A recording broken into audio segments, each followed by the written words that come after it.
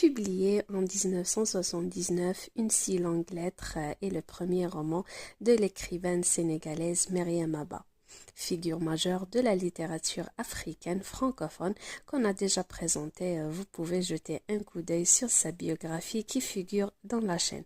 Je vous laisse le lien ci-dessous. Quant à Une si longue lettre alors, il s'agit d'un roman épistolaire qui a reçu le prix Noma de publication en Afrique en 1980. Il est aujourd'hui considéré comme un classique incontournable étudié dans de nombreux établissements scolaires à travers le continent africain.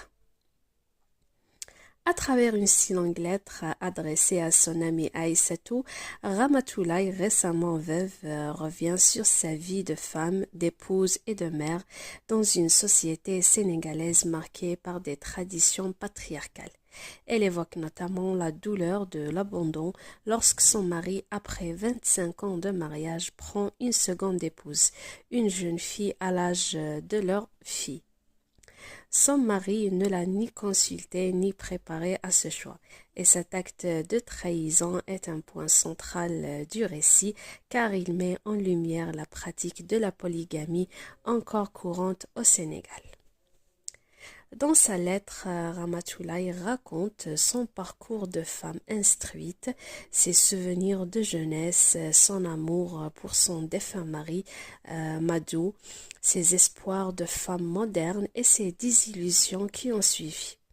Il se remémore aussi la vie de son amie Aïssatou qui a elle aussi été confrontée à une trahison conjugale. Son mari Madouba a pris une seconde épouse sous la pression de sa mère.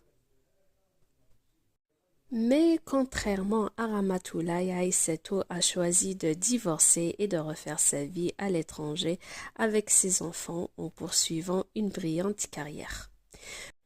Tout au long de la lettre, alors, Ramatoulaye partage ses réflexions sur la condition féminine, les injustices sociales, les pressions traditionnelles et l'importance de l'éducation pour les femmes. Elle parle aussi de son engagement en tant que mère de ses enfants, de leur avenir et de sa volonté de continuer à vivre avec dignité malgré les épreuves et les aléas de la vie.